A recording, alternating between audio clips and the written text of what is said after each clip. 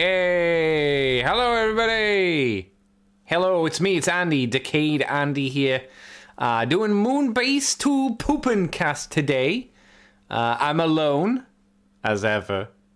There is no Jason, and there's no Brad, and there's no Mikey. Why is there nobody here? Well, Jason is having an affair against me. You know, he's ruining our marriage, which I think is a little bit mean.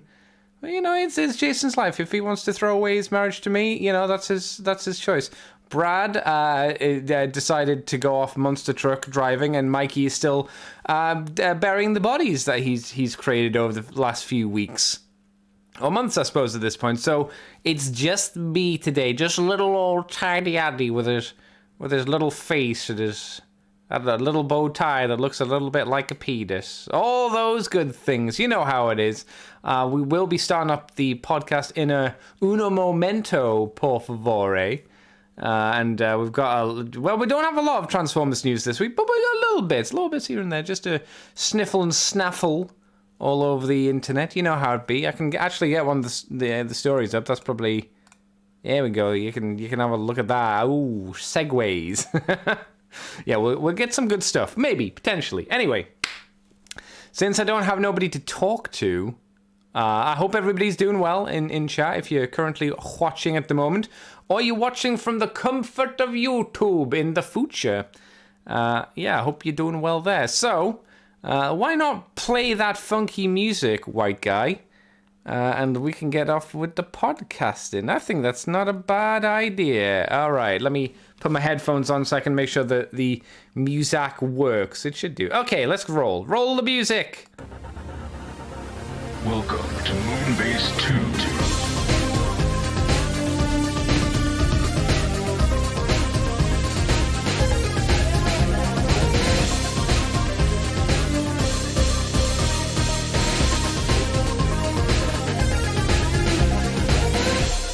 Hello, everybody, and welcome to the Moonbase 2 podcast. It's me, Andy, Decayed Andy, and I'm not joined by anybody this week as they've all abandoned me. Left Andy alone to play with himself. Isn't that the usual way of things? We're here to talk about Transformers things. Things that transform your life. But more specifically, toys and the Transformers franchise. The brand, if you would.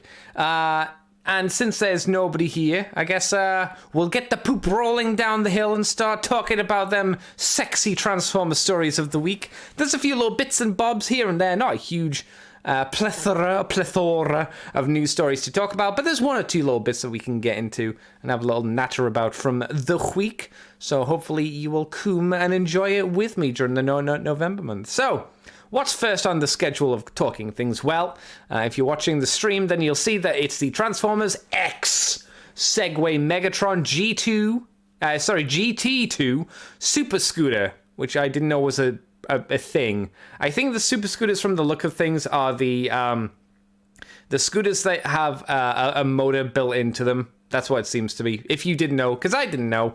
So, again, if you're not watching the show, and you can't read the description, that's what it is. This is a limited edition official reveal, so this is going to be one of those fancy Segway things. I'll read the little description from the company. It says Megatron Segway GT2 Super Scooter. Pardon, it doesn't say that. It doesn't say the burp. Here to win at any cost. I'm not sure why that's a thing for a scooter, but I'm sure it's very important. The leader of the Decepticons, Megatron, has broken into our Segway labs, all right, and has taken our GT2 Super Scooter for his conquest to steal all the Energon on Earth. Let that sink in.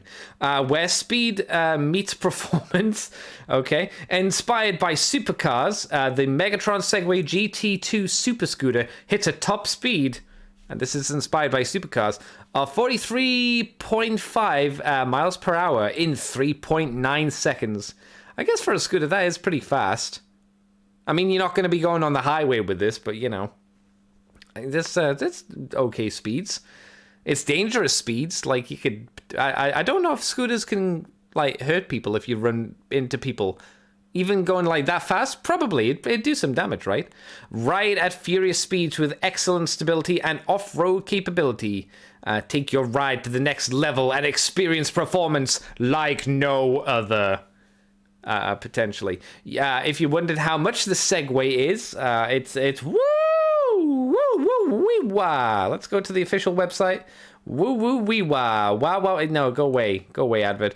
Yeah, I don't know how much these are generally. I guess we can have a look at normal super scooters. Let's have a look. Let me tell you a normal. Oh dear. Okay. So they have a few other super scooters on here, right? Megatron's the most expensive. Remember, that's limited edition, baby. That's them fat numbers that you're getting into. So, the Segway Super Scooter GT1, it's had its price slashed, so it's a fucking bargain, peeps. It's $2,499 United States dollary dues. So that's already pricey. The Segway Super Scooter GT2 is $3,699 US dollary dues. And the limited version, which is the Megatron one, is, well, let's just round it up by 1 penny. It's 4,000 US dollary dues. Woo! Sheesh. Yeah, 4,000. Oh. Free shipping, though. Yeah, free shipping over 99 US dollary dues. So I guess, that's good. I guess. It says it has a 55.9 mile range, which I assume that means how long it takes before it's run out of charges, I guess. Double wishbone suspension structure, which I assume is good. 4 speed modes. 2-wheel drive, obviously. Aircraft grade aluminum build. Okay, 11-inch anti-puncture tubeless tires, and a front and rear dampener adjustable suspension, front and rear hydraulic disc brakes. Well, it sounds fancy. We've got a little video, so let's play it. Let's turn. We don't need the volume. I can't get it full screen, but ominous. They are lighting this sucker up to make it look good. This isn't the advert for the Megatron version. Wow, look at them bob. This is just for the GT, but it looks like the guy from PUBG, the guy with the welder mask. He's driving across the deserts, over hills and mountaintops, on actual roads too. I don't know. I'd feel safe driving a Segway on a road or through a tunnel. Maybe that's just me. He was going 21 miles per hour, clearly pissing off everybody behind him. It said boost. Why did it say boost? Oh, maybe boost means it just lets you get up to that speed really quickly. Well, they seem to be having a grand old time on the scooter. I'll grant you that much. I would say this is a seemingly tenuous tie to Transformers. As well, have a look at the Megatron limited edition version to see what the Transformer brand info plastered on it is. But I have a feeling it'll just be like, I don't know, purple, silver, Megatron globbed onto it. Oh, he's got a friend. They're driving across the desert together. That's probably a safe place to go and use your Segway, right? Probably, yeah. Well, there you go. I don't know how much more they can show you just that driving around. Where's the Megatron one? This is the Megatron one. Oh, yeah, okay. So, there is a very small Decepticon insignia on the bottom of it. And there is a Decepticon insignia on where I don't know what you'd call it. It's where your license plate would be on the back of your car, whatever that's called. Do as I command. Oh, there's a little limited edition little plaque that says "Do as I command," with the Segway name on it, the Megatron version, and to say what number you have out of 1,150. And it's the image just says limited edition with Megatron branding. I'm sure he'd be very happy with that. And then some more woo-woo. Fancy image of Megatron looming over the back of it. Like I say, tenuous Transformers connection. But I guess it's a thing. Are there any Transformer mecha car kits? Wow, that looks sick. The 9-bot mech kit. Mecha kit. It's way cheaper. Not quite sure what it is. Looks weird, though.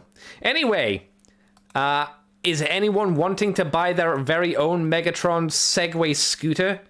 I'll be honest, it's not something that's really rushing to you know, be in my garage and me never use it. That's why it's in the crap corner, as usual. This is where we put the stranger additions to the Transformer brand collectible stuff, I suppose. So, hey, rock and roll. I guess we can move on to the next bit of crappy news. The ever-important Stretch Armstrong brand has finally broken into Transformers. As we all knew it was gonna, one day or another. We were begging for it to come. And finally, Transformers is going to have their very own Stretch Armstrong of G1 Bumblebee. Apparently, it's been found in the UK. I don't know. Whereabouts was it found? Figure at a toys shop. Oh, it doesn't even say where. Oh, hang on. There's a listing for this new figure via UK store Kiddie Max, who I've never heard of. Not that really means anything. It is G1, but let me again read the description about him. The one and only Stretch Bumblebee is here. Stretch him, pull him, tie him in knots. Oh, torture, fantastic. When you release him, he uses his amazing stretch to slowly return to his normal size and shape, exclamation mark, that's the important part. Bumblebee is the, in quotations, little brother of the heroic Autobots and a mascot, constantly striving to prove himself in the eyes of the other robots, especially his leader, Optimus Primbo. Bumblebee is one of Optimus Primbo's most trusted lieutenants. Was he a lieutenant? Maybe? Okay, probably depends on the continuity. Although he's not the strongest or most powerful of Autobots, Bimblebee more than makes up for this with bottomless well of luck. Wow. Wow, Domino from X-Men here. Determination and bravery. He would gladly give his life to protect others and stop the Deceptions for ages 5 and above, because there is the fear of, you eating him. A few images of this amazing little stretchy dude. Now that I know the concept of torture as an adult, I'm not sure violently stretching a Bumblebee is the right way to go. They have an amazing image of a kid really enjoying the torture process of stretching Bumblebee's arms. Clearly, though, the image is photoshopped. At least Bumblebee's photoshopped, because he looks very 2D. And it's got a very obvious Photoshop drop shadow added to it. But it gives you an idea of what it's meant to be like to horribly stretch your lovable Bee figure with his very flat face design. Like he's got the line mouth, instead of like a smiley face where it's just like a line, a horizontal line. It's like, oh, how's your day going? And they give you this face and oh, it's a bad day. It's one of those faces. Otherwise, I guess they've recreated G1 Bumblebee fairly well, right? I mean, his little hands are a little scuffed, and obviously he's not got a solid shapes to him, being a Stretch Armstrong kind of guy. He's a little bit more round and, I guess, porky in a way, a little porky Bimblebee. But it's there for you if you want a super fun, stretchy time. I'm not sure who was asking for this, who needed it, but it's here. And it's here to let you pull him apart piece by horrifying piece. Isn't that just nightmarish? In better news, more interesting news, NewAge have done the obvious thing, and they've re-released some figures in new color schemes, or new schemes at least. So we're starting off with the NewAge H48T. I'm not even going to try that. It's basically a clear Legends G1 scale RC figure. So it's translucent RC. I'm not going to try and spell the name out or say how the name reads. It looks ridiculous. I'm not going to bother with that. Includes all the same accessories as you would expect. It's a limited release because it's a clear plastic figure. So what would you expect? It's translucent RC. I don't know why they keep doing this. I guess they sell. It's just, that's, she's got the The face with the glasses over the face. She's got a pink gun. She's got a grey pistol. She's got the pink sniper rifle as well. She's got her open hands, and she turns into a car. And if you leave her out in the sun too long, she'll probably turn to dust. I mean, it looks interesting. It's just not a figure that I would ever have any interest in buying. But like I say, clearly there is a market for these things. Otherwise, why keep making them, right? I mean, the translucent ones, specifically.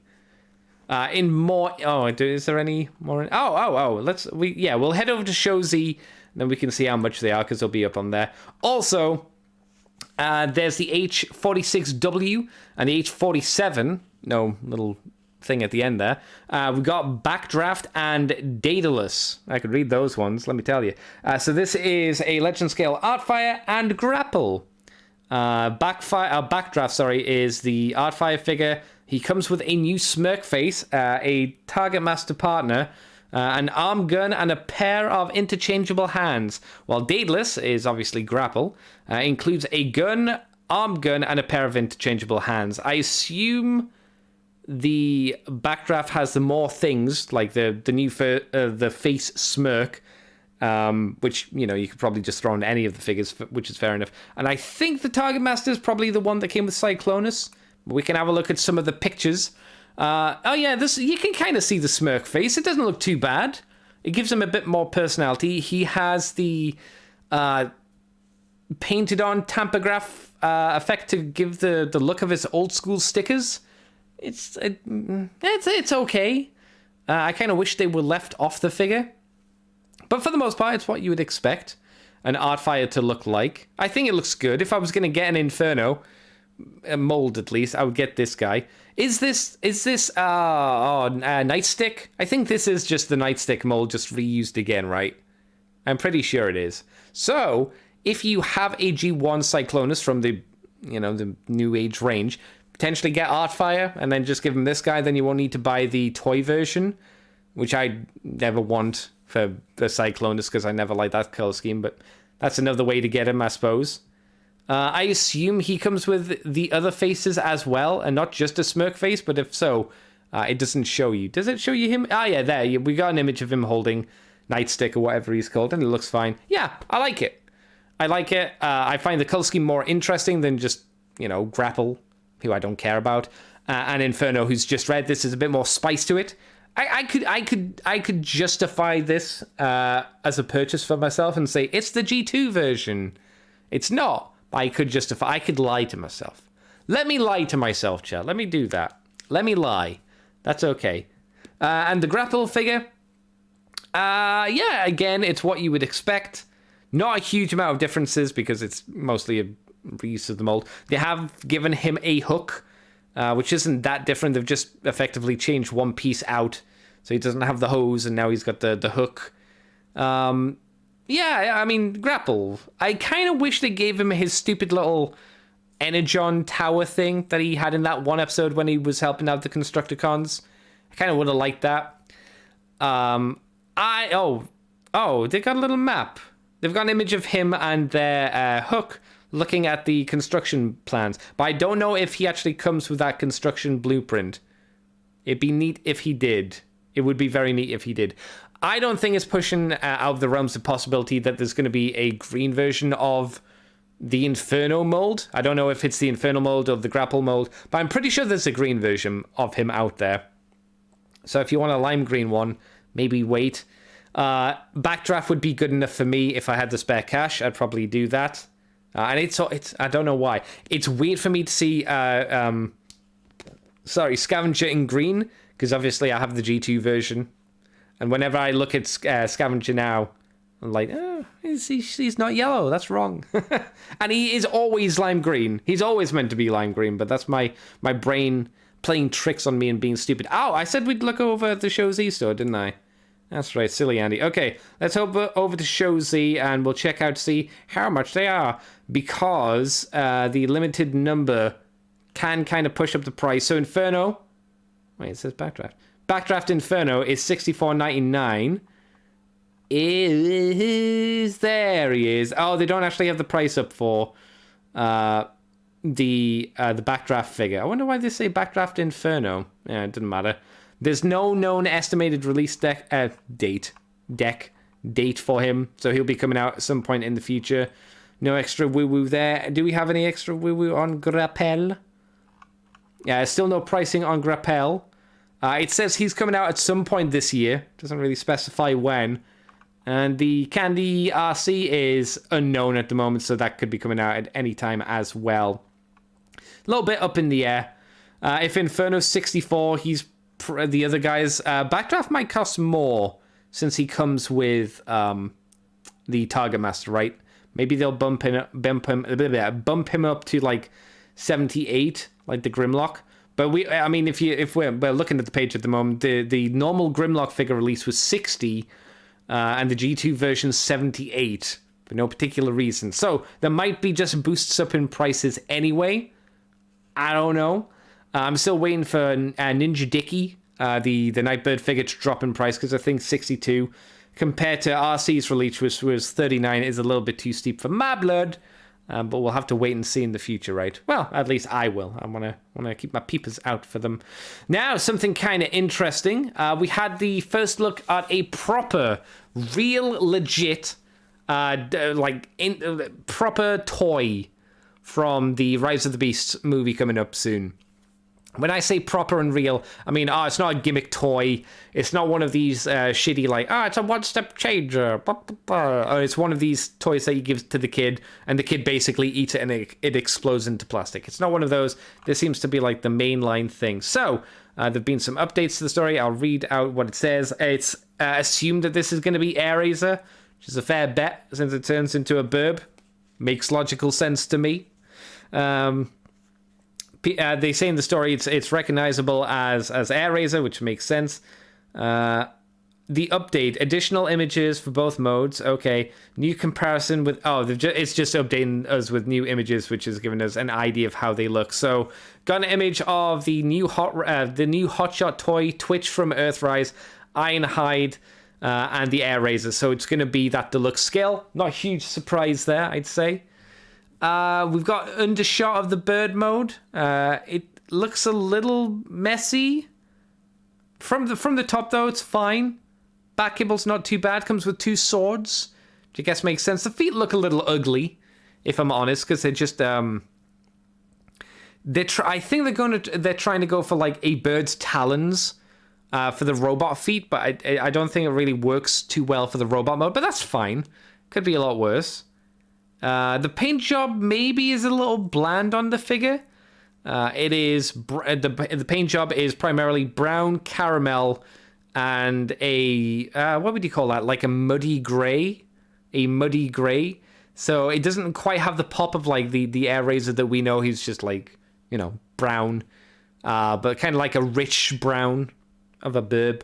It looks a little bit washed out color wise, but the actual bird mode, when you're not looking at it from underneath, it looks pretty solid. It actually looks like a pretty decent toy. Actually looks a little bit better than the Kingdom Airraiser, if I'm honest. But then we're not adhering to it has to look like a real bird. They've got it next to, like I said, the Airraiser figure and Dive Bomb from Energon. I don't know why they put it next to Dive Bomb from Energon, but it's there. It's for a comparison shot. Man, I love that figure. That Dive Bomb figure is still really fun. It's still really good. Yeah, if it was side by side Airraiser from Kingdom and this new one looks better, I think, as a figure. I personally would hold out to see if maybe they do a repaint of it, because I honestly think the color scheme's a bit bland on it. It's a bit flat and boring, right? So I hope that someone does a repaint, whether it be Hasbro, which is more than likely, or somebody else. I hope this figure gets a redo, because it looks solid. It looks nice, generally speaking.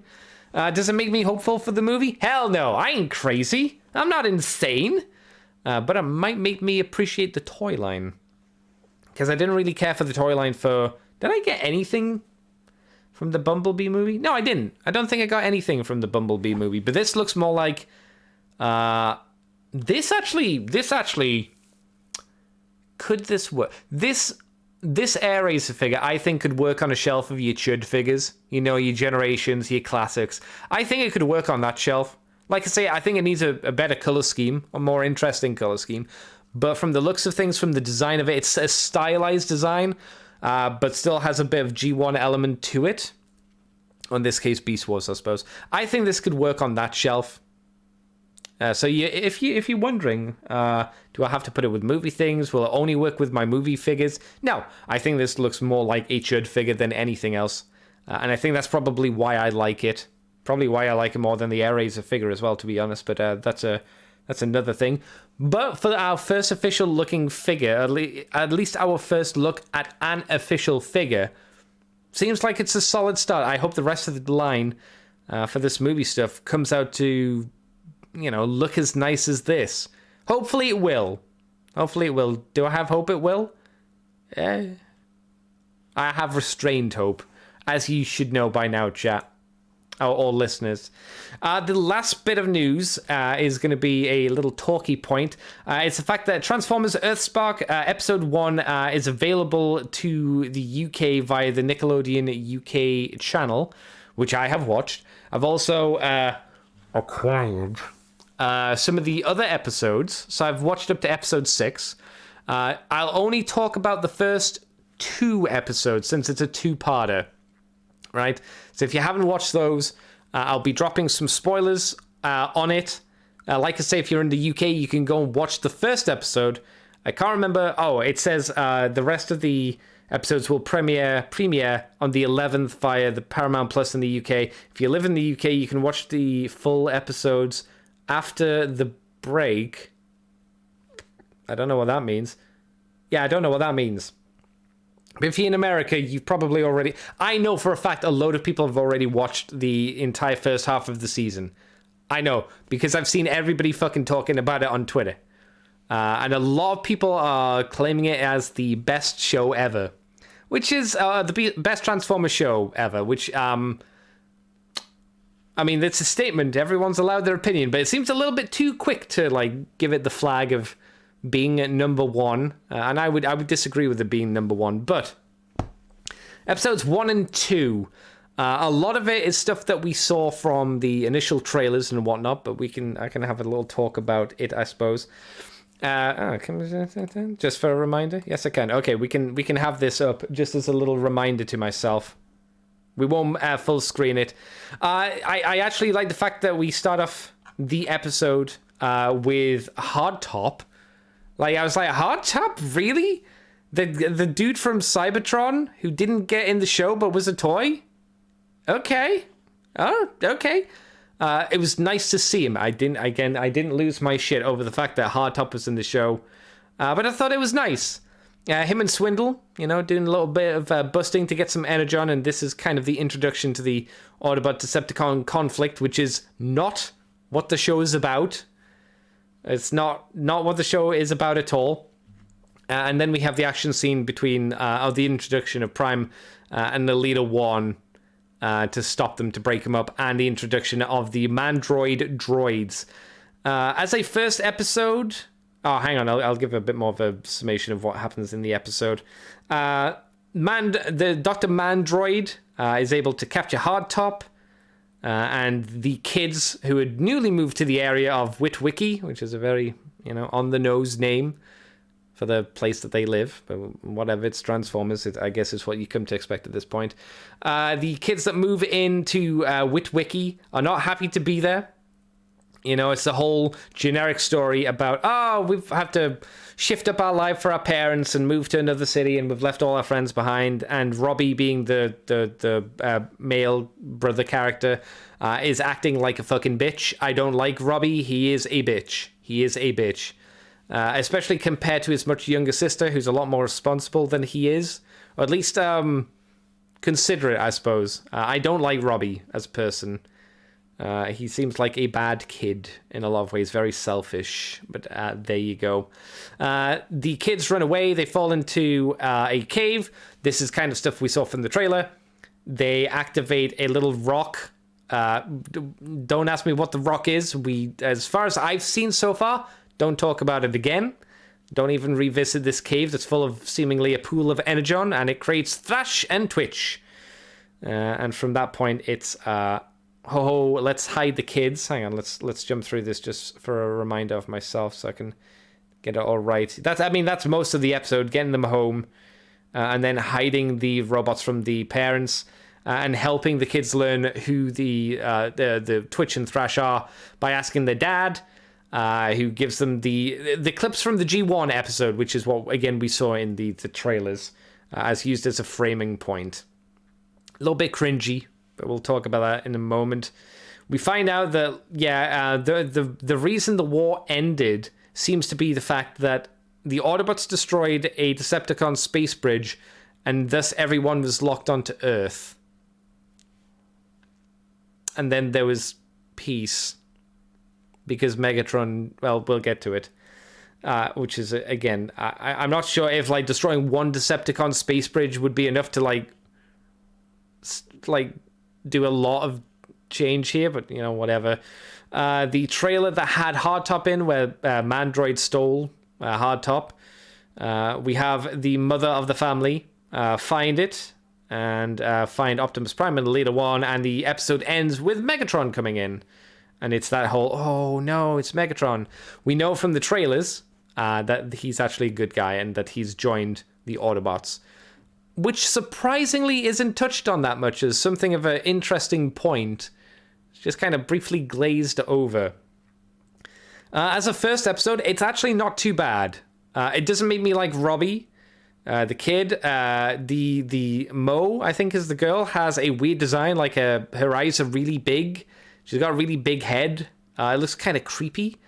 But I think this is an okay start of the episode. The visuals look nice. I like the combination of the CG with special effects like smoke or energy blasts being 2D. I think that gives it a nice look. And generally, the animation is fairly smooth. And I'd say the writing's okay. It's not anything crazy you haven't seen before. It's like, okay, that's fine. I'm not a big fan of the Optimus Prime, the voice actor for Optimus Prime. The voice actor for Megatron, again, I don't think they're bad voice actors. I just don't think they are suited for the roles. Like, Prime doesn't have a very commanding voice. Like, when he talks, he sounds more like a second in command, you know? Less like a leader that would rally troops together and get people behind him. And it's kind of the same for Megatron. Megatron sounds more of a lesser high-ranked Decepticon rather than someone to be intimidated by and get by on that kind of like, oh god, it's Megatron, be scared, do what he says kind of deal, if you know what I mean. The second episode picks up where we left off with Megatron being like, oh, I'm actually your friend, we're best buddies with the mom. Okay, fair enough. Mandroid is introduced in the show and seems to be taking off Hardtop's arm and grafting it to his own body. How he's able to function as a person with having a significantly heavy robot arm and no like stabilizing support for the rest of his body. Okay, you just gotta let it go. It's a kid's show. I know it's a kid's show, but there's definitely a part of believability where it's like, oh yeah, I've just got a gigantic 30. Let's say 25 foot. Let's say 25 foot robot arm attached to the side of your body, right? That's fucking your spine. You know, ladies complain that they have back problems if they have the big ones. So imagine having a big one, but your arm, and it's not just one big one. It is one big one that's like all metal and gears and all that jazz. It's like, okay, fair enough. He does seem to hint that he's similar to Thrash and Twitch. It doesn't, again, go into too much detail there. Maybe it will do by the episode 10, which, like I say, I haven't got up to. And then the Autobots have to come and save Twitch and Thrash. The humans obviously have their little gloves so they can feel their feelings, which, again, a little bit cringy, to be honest. But, yeah, they can feel their feelings and help to find where they are. Mandroid is able to fend off the Autobots and escape by releasing mind-controlled Decepticons seemingly on them, which is Bombshell, Skullcruncher, and a one-armed Hardtop. Again, from the 6 episodes I've seen, this aspect of them being mind controlled, it's not really talked about again. But again, for a 2-part intro episode, pretty solid. Not the best, certainly not the worst. I think the show starts. I'm going to talk about the other episodes now, but I'm not gonna give spoilers for the other episodes, though I don't feel like I really could, and that's primarily because after this, the next few episodes are absolute nothing burgers. Like I watch them, and nothing happens in them. There is such little content in these episodes. I was wondering if I was watching a Cyberverse episode. But even then, Cyberverse has stakes. It has content within the episode. What we've got in the next 3 episodes, up to, like I say, episode 6. Or, no, maybe it's only 5 I got up to. Either way, the next few episodes of the very generic kids learning lessons, because we've got to teach the kids while injecting fun. Bumblebee comes to stay with them and teach Twitch and Thrash for some reason, and I don't think this is explained in the 2-parter. Ghost will take Twitch and Thrash away from the kids. But Optimus Prime is okay with this. They're also meant... This isn't a spoiler because this was in the 2-parter episode. They're meant to be robots in disguise and not be seen by people. But I'm pretty sure in episode 2, they are in the middle of a city and Optimus Prime transforms. And they're just like... Imagine the town square, right, of the Back to the Future movie with the big clock tower. Imagine that area, and Optimus Prime and the Leader One are just transformed and walking around there. That's not being in disguise, guys. That's you're not. People are gonna see you, especially at town center. But okay, fair enough. Like I say, for some reason, which I don't feel was ever really talked about, the kids also think that they can protect Twitch and Thrash better than the Autobots and this Ghost military. And I'm like, what are you... There was multiple times through the show, through the 6 episodes I've seen, where the kids are like, don't take them, I'll stop you. And I'm like, what are you gonna do? What are you gonna do? What are you gonna do? You're 12. You can't do shit. The mother says a few times as well, you will not take these people, these robots from us. And I'm like, again, what are you gonna do? You are one person. You are one person. What can you do? The answer is nothing. It's like a mouse flexing at a lion. It's like, yeah, the lion doesn't give a shit. What are you talking about? Yeah, so like I say, generally, Earthspark, although I think looks nice, some of the designs I think are kind of up and down here and there for the most part. Although it looks nice, I don't think it's got a lot of meat on its bones. I don't feel like, through the episodes I've seen so far, it's really wowed me. The writing just feels very flat and generic at the moment. And maybe the last few episodes of Earthspark, I'll come back next week and I'll be like, oh my god, what a bamboozling turn of events. I've been so surprised. But like I say, there's a lot more, definitely easy cringe material. Cringy shit in this. I'll give some examples. The dad is a big Transformers fan, which I really hope is not meant to be like a stand-in for us, because the way he acts is it makes me go ugh. Like he cooms when he sees Bumblebee for the first time. Like he goes, oh, it's Bumblebee. And I was like, do you need a moment, my dude? You need a handkerchief to clean yourself up? It's just, when you see fans interact with celebrities and you look at them and you're like, oh no, please don't act like that. This is, it makes you feel gross watching them just fawn over somebody, and you can tell that the person doesn't like it, and you've just got this simpering little person going, oh, I love you so much. That's the cringe material that the dad provides. He provides a lot of that. Megatron and Optimus, Optimus Prime provides cringe material as well a few times, which I've heard described as dad jokes, which again kind of takes away the the grandiose nature of Optimus Prime. It's okay to give him a character and whatnot, but I don't think making Prime a joke, at least to me, he comes across as a bit of a joke in the show. And I don't think that's the best thing to do. Again, for the leader of a military faction. And that's still what this is technically meant to be. He's meant to be a military faction leader, and he has no real heroic qualities. He just seems to be, you kind of point and you laugh at him. Megatron's a little bit better. He doesn't act like a leader of a quote-unquote evil faction. He's not the cold, calculating, animated Megatron. He's not the warlord, brute force, I'm a super strong boy from Prime. It's hard to believe he would ever be the leader of an evil faction that would come to Earth and destroy stuff. He just doesn't come across to me like that very well. I saw a few tweets that suggested people were thinking Bumblebee was coming across a bit like Hot Rod.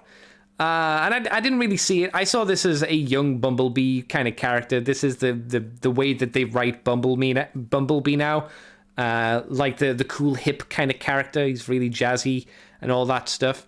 It feels like animated Bumblebee, but obviously updated. It's more 2022 than it was, I don't know, like 2011. Is that when animated was? 10,000 years ago, right? That's how it feels. It feels more modern version of that. He's the cool kid, which is fine. I don't mind that. So I will say, at least, even though I don't think the stories are told very well or they are very interesting, unlike Cyberverse, they are actually given time to breathe. The full 21 minutes, as we can see here, 21-minute episodes. That is a good thing at the very least, even though I think the stories are absolute fluff at the moment and there's no content of interest really there. I look forward to talking to like Mikey about this, or Jason, or Brad, or somebody else about this. But it didn't wow me. So it does have the time advantage over Cyberverse. I didn't like Cyberverse, as I've said many times on the show before, but I think it is a richer story so far than Earthspark. Granted, it took a while to get there, but I would say even from the start off of Cyberverse, the Decepticons felt more ominous. They felt more like a threat. Well, Megatron did at the very least. The other ones were a bit jokey, but it's fine. They still felt a bit more evil, I suppose. We felt like we had a mission. What was the mission in Cyberverse? I can't really remember. It's like recover Bee's memories and find the Autobots, right? There was a point to it. There is currently, like I said, from the episodes that I've seen so far, which could change within a matter of hours, depending if I decide to watch them all tonight or not. There is no focus for the show. Like I said, we've got this stone and a pool of Energon that made Twitch and Thrash, but no one's really asking anything about that. No one's interested in that. It's okay. We're learning really basic lessons like how to transfer. What episode was it? Was it episode? Yeah, it was episode 3. I'll tell. The premise of episode 3 is Twitch and Thrash need to start learning from Bumblebee, and they need to learn how to transform. Episode 1 and 2, or episode 2 specifically, they can both transform without any issue. Episode 3, now they can't. Now we have to learn how to transform, even though we previously were just being able to do it.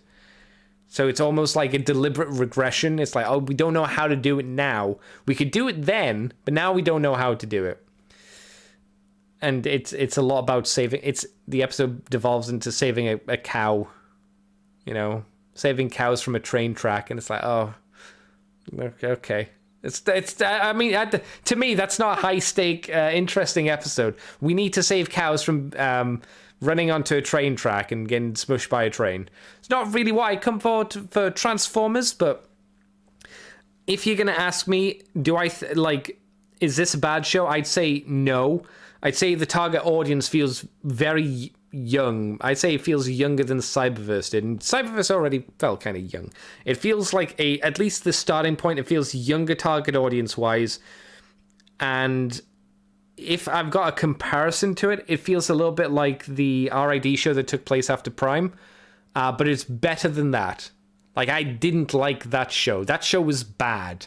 That show was just horrifically bad. This is better than that.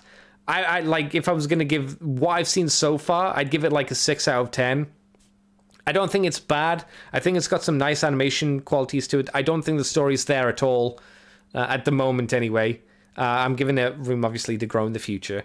But I'm just not wowed by it. And I see a lot of people saying it's the best show ever, and I'm confused what about this show makes it better than the rest. If we're just talking about the first 2 episodes, I think this is a stronger opening than Prime. And I like Transformers Prime, but the first 5-parter of Prime is very, very, very up and down. Right? I find the Transformers Prime intro, what is it? I can't even remember what the 5-part is called. Whatever it's called, it's very hit and miss with its episodes. I think some of the 5 episodes are good, and then some of them are a real fucking drag. A real fucking drag. So in that aspect, it's better than Prime. I would give you that. We'll see how it goes. I'm willing to give it a go. It's just as well that with all the different scales of Transformers that we have in this series, in this show, I mean, because, B's quite a lot bigger than Twitch and Thrash. It's just as well, right?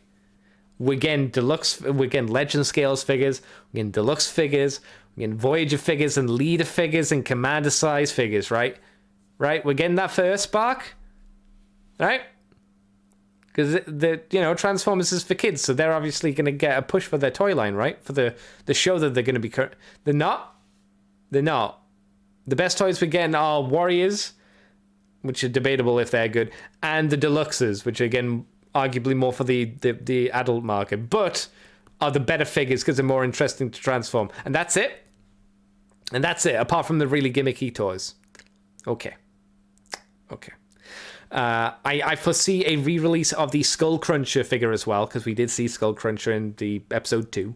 So I think that figure that we saw from, was it near the end of Cyberverse? I think that's going to get a re-release. There are a few other characters who we know are probably just going to get re-releases. We know Shockwave is getting a re-release in a slightly different color scheme. I don't think it's far to say, because we've seen images of Thundercracker and Skywarp. I think we're going to get a re-release of those figures with maybe it'll be the Hailstorm head or something like that. Either way, they're coming. I don't know. If you've got any thoughts on Earthspark, if you've seen it, let me know in messages or tweets to Mikey. You can send Mikey abusive messages saying, why haven't you come back to the show yet? Because I can't tell you. But yeah, in terms of news, that's kind of all we've got, I'm afraid to say. It's been dry and when it's just me talking to the void, I can only do so much. I can only do my best, chat. But hopefully you've had a fun time. If you've got any questions for me, you can always ask away, and I can do my darndest to answer them. So I guess we can move on to what have I been up to this week. What have I done for fun, son? Well, I finally got round to opening my Trans Arts Megatron figure. Finally. Let me reach him. He's a big boy. He is big, and he's fairly heavy. Not ridiculously heavy, but pretty chunky. If I give him the old jobby cold touch test, his giant metal feet, his little wheels in his back are all die-cast. I think that's the only die-cast. It's mainly in his feet, which really helps stabilize him as a figure. Thankfully, he feels a lot better than the Optimal Optimus, which Transart did as well. And he was a floppy fucking mess. This Megatron is a lot better. If we're talking about negative aspects, I think it's more issues to do with, hey, we're basing it off the Transmodel 2 Megatron toy design. We're not doing much more than that, right? That's the Transart's way. They don't do too much more than the original toy. So if we remember from the original toy, he had the... Turbines? Yeah, turbines. The turbines on his back but there was a lot of gap there as well, right? Like, you've got his shoulders, and then there's a big gap, and then there is turbines. And that's still an issue. It's not a big issue, because that's generally how he looks, but you start, like, you look at him front on, he looks fine. You start turning him more to the side. When he's full on, like, side view, it's okay. It's more like in that intermediate kind of diagonal look, you can kind of see big gaps in the figure, but it's not enough to be like, oh, this is the worst thing ever. It's just one of those, oh, okay, that's a shame. I wish the, what do you call them? There is a cut down the two sides of his chest where you can fold the arms backwards, right? You fold the arms backwards and you put them inside his back, in the crevice in his back to hide them for his transformation mode. So I wish they would clip in the parts that form the rest of his chest. I wish those would clip in a little better. It's not a massive issue. They're not flopping out or anything. Because the joints are quite tight for the arm, like when you move them, unless you're holding it right, you can unpeg those parts, which is a little bit annoying, but it's not a huge deal. I haven't tried the lights in mine, so I don't know if they work or not. I'm sure they do. It's got a very good expressive face. It's on a nice little ball joint. I have yet to swap his faces out, because I kind of just like his standard, like, grimace kind of face. I think that's good enough for my Megatron. I don't need him with the glower, you know, where he's going squeezing his teeth together like he's taking a big old shit. I don't need that face. And his weird woo face, I never thought that looked desperately well done, so I don't think I'll be having his woo face. This makes me a lot happier, right? A lot more. Maybe I'll get the other. Oh shit, there was actually other news, wasn't there? Yeah, maybe I'll actually get the other Transarts figures. Maybe I'll actually get the other ones. And why did I say ooh woo, daddy? Because Transarts did actually show. Transarts. Yeah, they actually showed a new figure coming up, which for some reason wasn't talked about on TFW. Good for them. Yes, there's a Transart BWM-10 Transmetal 2 Dinobot. This is very necessary because Transmetal 2 Dinobot, the original version, it's got some issues like tiny head syndrome. This one looks like it fixes that. Hopefully, it'll probably be a similar transformation, because that's how Transarts generally work from the look of things. But it looks like they're going to get the proportions a lot better. They're even giving him his weird gun thing. Is that what it was? His weird gun thing? It looks like he'll be getting that. It looks like his mouth will... Either he'll have an opening mouth, which I think is what it's suggesting here, or he'll have other faces where his mouth will be either open or closed. I think it's either one of two things, right, chat? If we look at the preview images here, there is a standard, he has his mouth closed, fair enough. There is a fully open Ra kind of mouth, and then there's another one which is slightly more closed. That could either be an indication that it has a moving jaw for the face, or it's multiple faces with a very slight variation on how open the mouth is. Do I know which one it is? I do not, but I guess we'll find out in time. Hey, hello Stitcher, welcome. We're coming to the end of the podcast, but if you've got any questions for, anything, you can ask away. We don't know when Transmetal 2 Dinobot, the Transart version, is going to be coming out. Second quarter 2023, it says. What the fuck does that mean? Nobody knows. And there's not much other details. It's going to be 10 inches tall. I'm not sure how much the big grapefruit Megatron is I have in my hand here. 10 inches?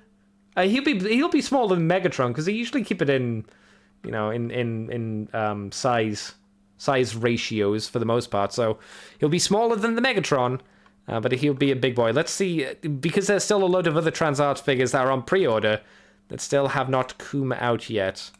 Yeah, there's three. There's three on pre-order that haven't come out yet, which are the Black Arachnia, which is slated for fourth quarter of this year. Yeah, good luck with that. I don't think that's going to happen, guys. The Rat Trap, which has a release date of unknown. Please note, the Black Arachnia, which is coming out this year, is number 8.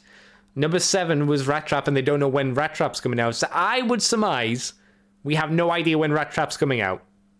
Oh, sorry. I think we could guess as well that the Black Arachnia is probably not going to come out when they assumed.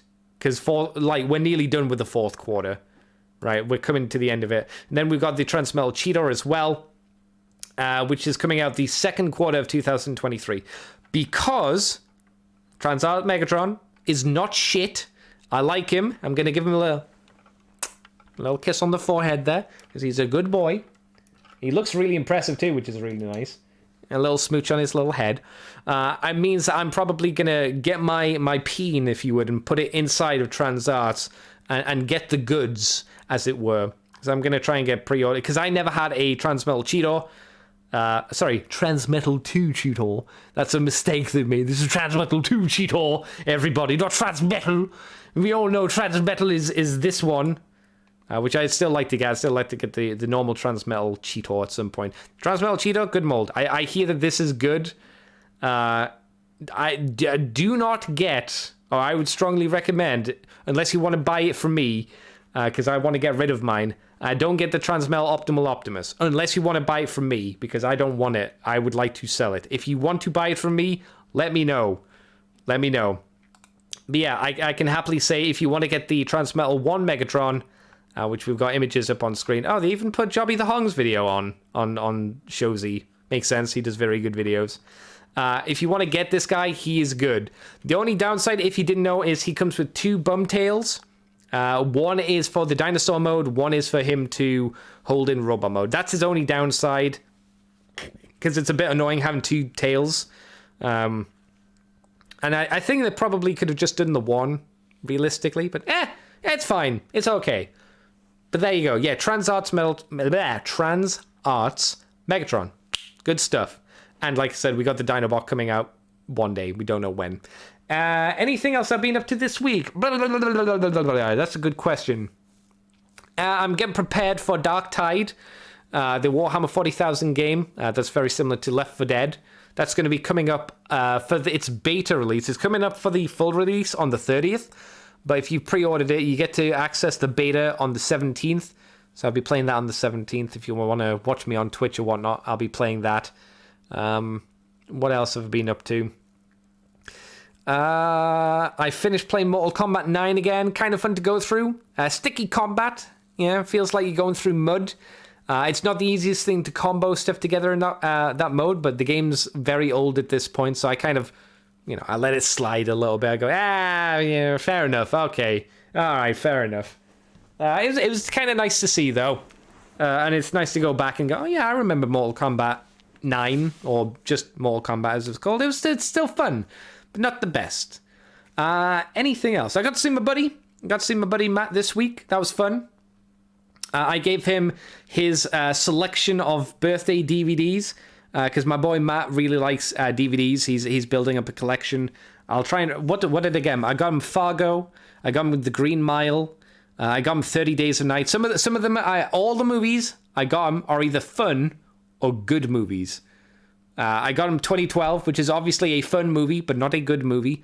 I got him the Hollow Man. The Kevin Bacon Hollow Man. What else I get him? Come on, brain. I got him more than that. Oh, I got him Cool Runnings. Classic Cool Runnings. There's a fun one. What else did I get him? I definitely got him more than that. I gave him a 20 DVD. Well, maybe not 20. At least 10 to 15 DVDs. It was a good old blob. Oh, no, I was going to say Robin Hood. I didn't get him Robin Hood. Can I remember the other ones off the top of my head? No, I can't. But he was very happy with them. He seemed very pleased. Pleased as punch. And in return, because my birthday is going to be on Tuesday, he got me, or he paid for an amount. He got me Luca Vaya, the soul-blighted Gravelord vampire figure, who I have hacked up because she is... Think of her kind of like a centaur, right? Think of a centaur, but instead of like a horse bottom, she has like a giant vampire bat horse bottom. If you're on stream, you can see the horse bottom. So what I've done is I wanted to make 2 figures out of her. So I got her like normal torso section, and I've chopped that off from the bottom vampire bat body. and I need to now make a vampire bat head or a substitute and stick that on the top, and then get Luca some legs. Luca is not going to be too hard for legs. The idea for her is I'm going to get green stuff or milliput, sculpt out some basic sausages, lovely sausages, and then just stick a load of skeleton limbs and like legs and skulls to kind of form these legs just made of bone. I think for a vampire hero, that kind of works. That makes sense, right? I think so. You're right, Andy. Thank you. I'll take that. You're right, Andy. So he got me that for my birthday. I was very appreciated, or I appreciated it. Since I'm not going to be able to see him because he's busy. I get to see him like at the end of the month is when he's free next. So I'll be able to hang out with him again. So we did that. We watched 30 Days of Night, which he hadn't seen before. Fun film. I enjoy it. It's a nice vampire film. Nice and gory. Kind of oppressive. So it's a good reason why you shouldn't live in the Arctic, you know?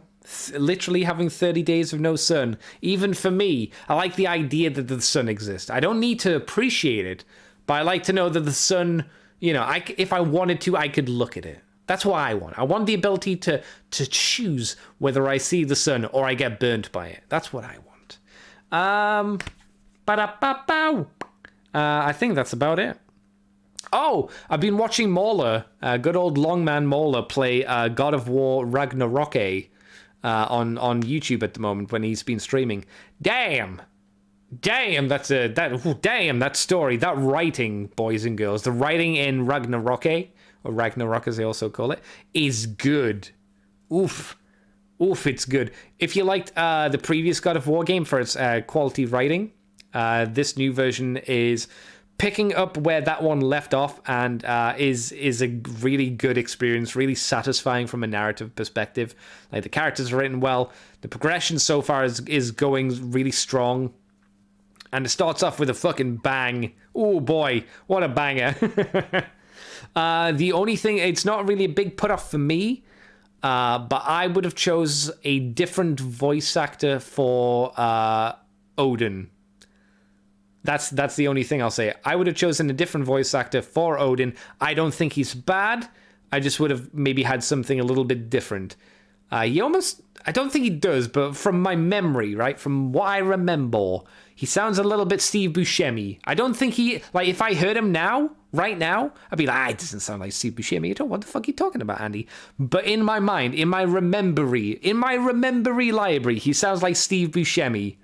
And, you know, I love Steve Buscemi. I think he's very cool, a very facially weird dude in a complimentive kind of way. Very facially weird kind of lad, but he doesn't strike me as like the old father. But I'm sure that might change as, you know, I get to watch more of that game. Either way, if you have a PlayStation 5, I don't think it's on 4. I think it's only on 5. If you have a PlayStation 5, you've got no fucking excuse. Get your finger out your poo hole, get buying, or at least have it for Christmas and then play it on Christmas. But be careful, because goddamn, Twitter is not kind for spoilers. Dad of boy, Matt. Yes, boy of dad. Dad of boy. Boy of boy. Did you play Dad of Boy, Matt? I still haven't played Dad of Boy, because it's too expensive on Steam. It's too expensive on Steam. It's stupid price. I'm like, why not get it on PS4 then, Andy? Because I'd like to play it on stream. Now you damn, Matt! That's me slapping you. That's not me playing with my peen. You should play Dad of Boy. Dad of Boy is a really well-written game. Play it at least, like, even if you don't want to buy it, you should watch somebody play it so you can watch the story, because it's very good story. Great characters. It puts fucking Marvel to shame. It's like, you look at the writing in God of War, Dad of Boy, and you look at the writing in any of the Thor movies, and you're like, there's not even a contest. It's way better, way more interesting and involved. But that's, you know, my general disdain. Angry slapping that peen. Well, you know, you got to do something, Matt. You got to do something. Any questions from the El Chatterinos? Or should I wrap this sucker up and call this a night, since I've burned through everything? I've burned through everything because, obviously, you know, there ain't nobody about. It was only me for this week, unfortunately. But yeah, that's what happens. I will go through my info, and we can see if there's anything asked. Okay, so you can find me on Twitter and Twitch and YouTube as Decayed Andy. Decayed Andy is in a rotten, fleshy corpse of a person, rather than 10 years. You can also find this podcast on the Moonbase 2 forums on Twitch. We're on Twitter. We're on iTunes, Libsyn, Facebook, and YouTube. And on YouTube, we're found as Moonbase 2 Transformers Podcast. Why does Discord say I've got a bad connection? Get the fuck out of here. Don't be a bitch, Discord. Oh my god, it's saying it's really up and down. You can find... Yeah, I said Moonbase 2 Transformers Podcast. You can go to the Patreon page, moonbase2.patreon.com or whatever it is, /Patreon, the Patreon. There's links for it. And if you do $2 each month, you get the extended version of From the Files of Teltron 2, or whenever Mikey gets around to being able to do them. And you get the Moonbase Woo Woo, where I talk about more Transformery things in more detail than this, believe it or not. And I think that's all the places. I have a question. Do I buy more GoBots? It depends, Matt. What GoBots are you after? What are the GoBots that Matt desires? Because yes or no is the answer, because GoBots, obviously, they are floppy boys, very floppy boys generally, in the age of 2022. So it's a bit of a gamble, isn't it? And some of them are shit, just like Transformers. There are some shitty GoBots.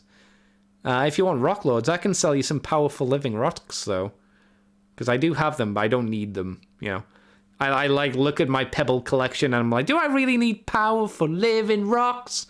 And I don't think I do. Well, with that, everybody, I think that'll have to wrap us up for the nighto. Thank you for coming on by. We will be back next week, maybe with Mikey. I said that last week. Apparently that was a lie. Maybe next week we will have young, delicious, sensual Mikey back. And I'm sure the internet will rejoice. And they'll be like, thank fucking God, finally. We can get rid of Andy. But until then, everybody, thank you for coming on by. I hope you join me next week, or join us next week, because we should still be live streaming here on YouTube and or Twitch at the same time. Until then, have a very good day, good evening, and or a good night. I'm, of course, dead on the inside. I'm dead on the outside. And until next time, I will see everybody next time. Bye-bye, everybody. Bye-bye. Yeah.